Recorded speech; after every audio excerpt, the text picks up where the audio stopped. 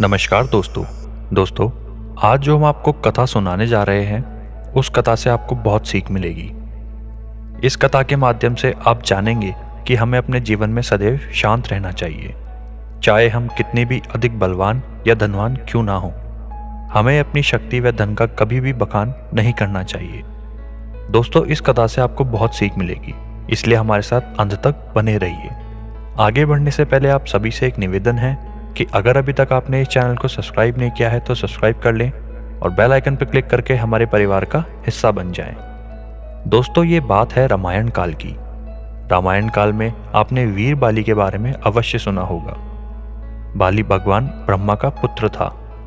बाली के पास एक विद्या थी जिससे जो भी बाली से युद्ध करता, बाली सामने वाले की आधी शक्तियां अपने अंदर ले लेता, जिससे सामने खड़ा योद्धा अपनी आधी शक्तियां जाने की वजह से निर्बल हो जाता और बाली उसे हरा देता।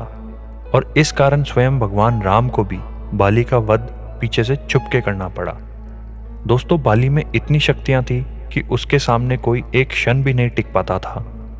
एक बार तो बाली ने लंकापति रावण को कई दिनों तक अपनी भुजाओं के अंदर दबा के रखा था। अंत में रावण ने बाली से हार मानकर उसे अपना मित्र बना लिया। अपने बल की वजह से बाली में घमंड आ गया था और वे अपनी ताकत के नशे में चूर यहाँ वहाँ लोगों को चुनौतियाँ देता रहता था। कभी कोई वृक्ष उखाड़ता तो कभी किसी चट्टान को तोड़ता। बाली को अपनी शक्तियों का काफी घमंड था। एक दिन बाली ऐसे ही वन में चिल्ला रहा था, सबको युद्ध के लिए ललकार रहा था। ऐसा कौन प्राणी है जो इस वानर राज बाली को हरा सकता है, और यदि किसी के अंदर दम है तो मुझसे आके द्वंद्व करे। हनुमान जी उसी वन में तपस्या कर रहे थे और अपने आराध्य भगवान राम का जाप कर रहे थे। बाली के चिल्लाने से उनकी तपस्या में खलल पड़ा और उन्होंने बाली से आकर कहा, हे वानर राज, आप इतने बलशाली हैं और आपको कोई नहीं हरा सकता, लेकिन आप इस तरह क्यों चिल्ला रहे हैं? बाली ने हनुमान जी से बोला, मुझे किसी से द्वंद्व करना है। हनुमान, मेरी शक्तियां ललकार रही है, क्या तुम मेरे साथ द्वंद्व करोगे? बाली की यह बात सुन हनुमान जी ने आदर के साथ बोला, वानर राज, मुझ में कहाँ इतनी क्षमता जो मैं आपसे द्वंद्व करूं? आप तो अति बलवान हैं। ये सब छोड़िए, इन सब में कुछ नहीं है। जाइए, जाकर भगवान श्री राम का नाम जपिए। इस बात पर बाली भड़क गया और हनुमान जी और यहाँ तक कि भगवान राम को चुनौती दे डाली। बाली बोला, हनुमान, ये बातें निर्बल करते हैं। तुम तो क्या, तुम्हारे भगवान श्री राम भी मुझे नहीं हरा सकते। अगर दम है तो बुला लो अपने राम को। अपने आराध्य श्री राम का मजाक उड़ते देख हनुमान जी को गुस्सा आ गया और उन्होंने बाली की चुनौती स्वीकार कर ली। तय हुआ कि अगले दिन सूर्योदय होते ही दोनों के बीच दंगल होगा। अगले दिन हनुमान जी तैयार होकर दंगल के लिए निकल ही रहे थे कि ब्रह्मा जी प्रकट हुए। उन्होंने हनुमान जी को समझाया कि वो बाली की चुनौती स्वीकार ना करें। इस पर हनुमान जी ने कहा, भगवान, बाली जब मुझे ललकार रहा था तब तक तो ठीक था, लेकिन उसने श्री राम जी को चुनौती दी है, इसलिए मैं उसे सबक अवश्य सिखाऊंगा। ब्रह्मा जी ने उसे फिर से समझाने की कोशिश की। ब्रह्मा जी से हनुमान जी बोले, अगर अब मैं पीछे हट गया तो दुनिया क्या कहेगी?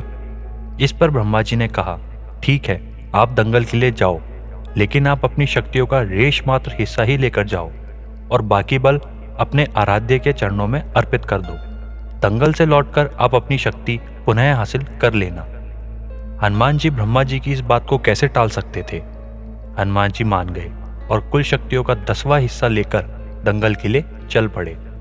दंगल के मैदान में कदम रखते ही वरदान के मुताबिक हनुमान जी के शरीर में उपस्थित शक्तियों का आधा हिस्सा बाली के शरीर में जाने लगा। इससे बाली के शरीर में जबरदस्त हलचल शुरू हो गई। उसे लगा जैसे कि ताकत का समुद्र शरीर में हिलोरे ले रहा है। बाली को ऐसा लग रहा था मानो उसकी रगों में अंगारे दौड़ रहे हों। चंद ही पलों में बाली को लगा मानो उसकी नस फट जाएगी और रक्त बाहर निकलने लगेगा। बाली दर्द से चिल्लाने लगा, जोर जोर से कहारने लगा। बाली बजरंगबली की शक्तियों के 10वें भाग का आधा हिस्सा भी नहीं संभाल पा रहा था। अब बाली को ऐसा लग रहा था कि थोड़ी देर में ही उसकी मृत्यु हो जाएगी। तभी वहां ब्रह्मा जी प्रकट हुए। उन्होंने बाली से कहा कि मूर्ख, तुम खुद को दुनिया में सबसे ताकतवर समझते हो, लेकिन तुम्हारा शरीर हनुमान जी की शक्तियां का छोटा सा हिस्सा भी नहीं संभाल पा रहा है। खुद को जिंदा रखना चाहते हो तो हनुमान जी से कोसों दूर भाग जाओ। बाली ने ऐसा ही किया और बाद में उसे एहसास हुआ कि हनुमान जी उससे कहीं अधिक ताकतवर हैं।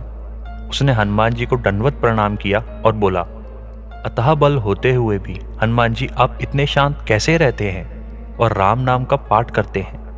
और एक मैं हूं जो आपके एक बाल के बराबर भी नहीं हूं और मैं आपको ललकार रहा था। मुझे क्षमा कीजिए प्रभु, मुझसे भूल हो गई। फिर हनुमान जी ने बाली को क्षमा कर दिया। दोस्तों, यह कथा हमें कई सबक देती है कि व्यक्ति को अपनी शक्ति, धन और सामर्थ्य का कभी घमंड नहीं करना चाहिए। असली पुरुष वही है जिसके पास शक्तियां हों, लेकिन वे उन शक्तियों का बखान व दुरुपयोग ना करे। वह अपनी शक्तियों को भलाई के लिए ही इस्तेमाल करे और सदैव राम नाम जपता रहे। तो दोस्तों, यह थी आज की एक हमारी छोटी सी वीडियो। हम आशा करते हैं कि आपको ये वीडियो अच्छी लगी हो। अगर आपको ये वीडियो अच्छी लगी हो तो इसे लाइक करें और हमारे चैनल को सब्सक्राइब करें। धन्यवाद। जय श्री राम।